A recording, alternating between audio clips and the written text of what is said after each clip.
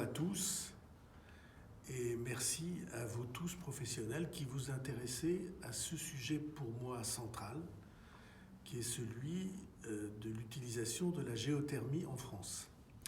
Alors, comme vous savez sans doute, je viens de publier une étude du plan sur le sujet de la géothermie, parce qu'il me semble qu'il y a là une énigme à laquelle il faut qu'on apporte une réponse. Comment est-il possible que nous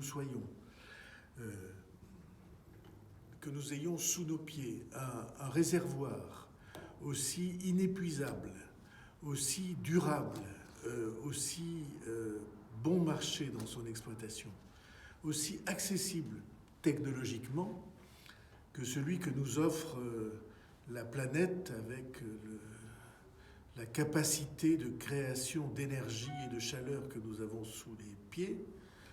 Comment est-il possible que tout ça existe et qu'on ne s'en serve pas ou si peu en France? Ça commence dans d'autres pays européens, mais en France, c'est vraiment très peu. Et si on réfléchit à ce que cette immense chaudière naturelle nous offre comme capacité à la fois pour chauffer nos logements et pour les rafraîchir pendant l'été, surtout si nous allons vers les évolutions de température qu'on nous annonce, comment est-il possible que nous n'ayons pas jusqu'à maintenant bâti un programme national pour s'en occuper? C'est cela que je recommande, c'est cela qui me paraît devoir être entrepris, et c'est en partie grâce à vous, bien sûr, que ce travail d'intérêt national devra être fait. Alors il y a deux conditions, l'une et l'autre accessibles. La première, c'est qu'il faut que nous formions des foreurs. Alors vous êtes à pied d'œuvre, c'est votre responsabilité. Nous avons besoin de recréer quelques milliers, mais en tout cas pour commencer, 1000 ou 2000 foreurs qui vont pouvoir entreprendre le travail nécessaire pour aller récupérer les calories ou enfouir des calories, récupérer les calories pendant l'hiver, enfouir des calories pendant l'été, ce qui permettra d'alléger considérablement la facture de nos chauffages ou au contraire de nos climatisations. Vous savez pourquoi? C'est parce que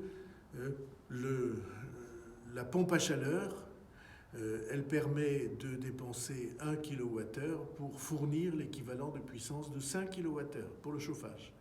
Et 1 kWh pour finir l'équivalent de puissance de 7 kWh pour la climatisation. Et même si on veut aller à des choses encore plus simples, 1 kWh pour fournir l'équivalent de 80 kWh de rafraîchissement. Rafraîchissement, vous savez, c'est 5 ou 6 degrés de moins. Il y a donc là un réservoir absolument fascinant. Et si nous arrivions à équiper 15% ou 20% de nos logements avec une pompe à chaleur et avec l'installation dans le sol nécessaire, eh bien, on pourrait économiser l'équivalent de 3, 4 ou 5 tranches nucléaires. Je ne sais pas si vous vous rendez compte de l'importance. Avec des outils qui existent, qui sont à notre disposition et qu'il suffit de mettre en œuvre.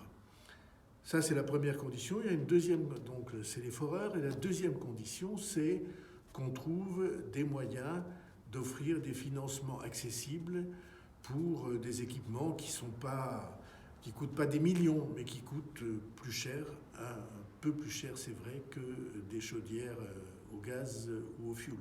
Si ces deux conditions sont remplies, et si nous faisons notre travail de vulgarisation pour expliquer aux gens quel est l'intérêt et que ça ne présente pas de danger et que ça ne présente pas de risque et que c'est presque inusable et qu'en tout cas ces calories, la source de ces calories ou de ces frigories est inépuisable, si nous faisons ça, alors quelque chose peut changer dans l'équilibre énergétique du pays.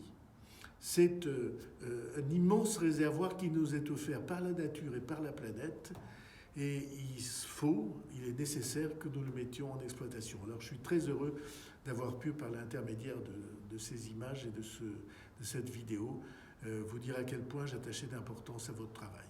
Merci à tous de votre engagement.